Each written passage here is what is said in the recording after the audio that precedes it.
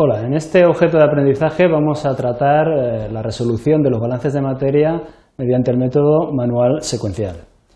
Como se puede ver en el guión que tenemos, vamos a tratar primero un poco de introducción acerca de la resolución de los balances de materia, presentaremos la ecuación general de los balances y pasaremos a presentar lo que es la estrategia manual secuencial.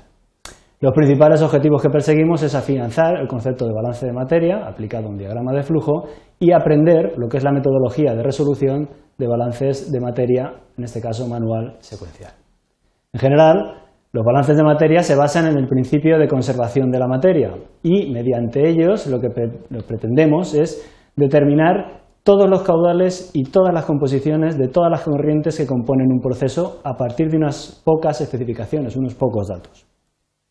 Bien, el principio en el que se basa el balance de materia es en el principio de conservación de la materia y la energía, en el cual pues lo que venimos a decir es que la materia y la energía ni se crea ni se destruye, sino que simplemente se transforma. Eso lo que permite es que en un sistema todos los cambios en cantidad de propiedad que se puedan producir se pueden describir a partir de entradas y salidas. Y ahí obtenemos esta ecuación general de los balances en que la acumulación de esa propiedad, materia o energía, es igual a las entradas menos las salidas más la generación. Esto se puede describir con un ejemplo simple, como es el caso de una cuenta corriente bancaria.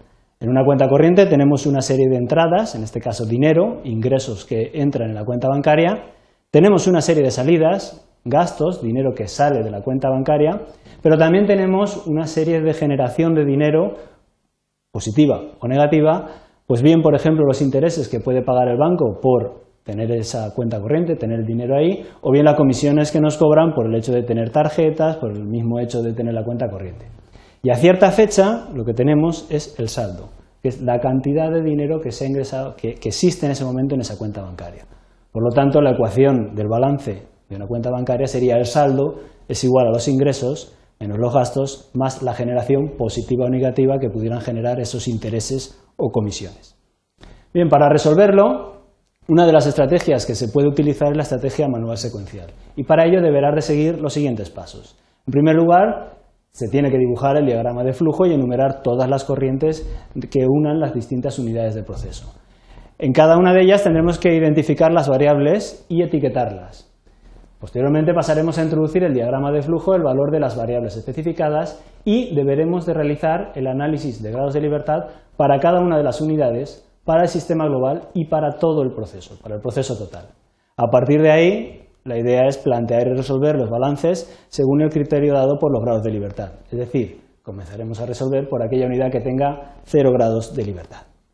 Vamos a ilustrar esta metodología con un ejemplo sencillo, en este caso lo que es el procesado de corteza de naranja para obtener un producto para piensos. Este proceso, como se ve en el diagrama de flujo que tenemos ya en pantalla, lo que nos muestra es que tiene dos unidades, una unidad de prensado y una unidad de secado. Siguiente paso que deberíamos de hacer es enumerar las corrientes.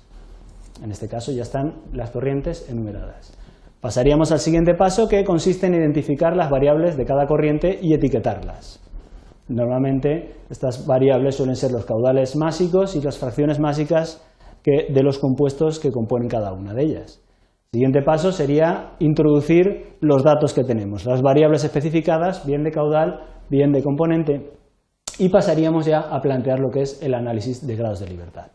En cada una de las unidades, en la unidad de prensado, en la unidad de secado, en la unidad global, lo que sería considerar todo el proceso como una sola unidad y solo tenemos corrientes de entrada y de salida, y además también en el proceso total, que es teniendo en cuenta todas las corrientes que incluyen el proceso, incluso las que conectan unidades. El análisis de grado de libertad lo que consiste es en contar de una manera sistemática el número total de variables independientes que tenemos y a ese número restarle el número total de balances, el número de especificaciones, es decir, los datos, y el número de relaciones que pudiéramos identificar entre las variables de la unidad. Si los grados de libertad nos salen 0, quiere decir que tenemos el mismo número de ecuaciones que de incógnitas y por lo tanto el problema tiene una única solución. Si tenemos grados de libertad positivos, es decir, mayor que 0, el problema tiene infinitas soluciones. Por lo tanto, si queremos que solo tenga una única solución, necesitamos precisar más relaciones. Y por último, si los grados de libertad son inferiores a 0, el problema está mal planteado. O bien sobra información, o bien es una información redundante, o bien contradictoria. Tendríamos que volver a empezar. En este caso, en el ejemplo que estamos ilustrando, se muestra ahora, tienes en pantalla, lo que es el análisis de grados de libertad que se ha planteado para las distintas unidades, prensado y secado, para el global y también para el proceso total. Como se puede ver, el número de grados de libertad del proceso total es 0, lo que quiere decir que en este caso, a partir de balances de materia, podemos identificar todos los valores de todas las variables, de caudales y composiciones de todas las corrientes del proceso. En el caso, por ejemplo, de prensado, pues el planteamiento que hacemos del análisis de grado de libertad es contar las variables independientes que coinciden con el número de componentes de cada una de las corrientes de esa unidad.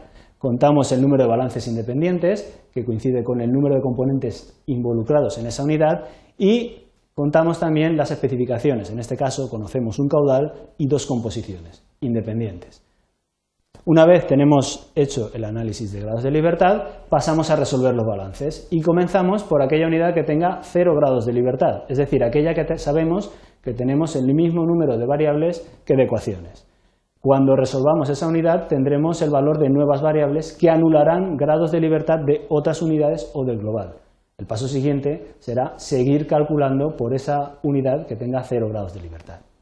En algunos casos la resolución secuencial no es posible porque se rompe la cadena y en esos casos pues, es fácil o es habitual tener que recurrir a resolver conjuntamente varias unidades. Bien, de una manera sencilla te hemos mostrado cómo se resuelven los balances de materia utilizando la resolución manual secuencial y espero que este objeto de aprendizaje te haya servido para aclararte un poco las ideas. Hasta luego.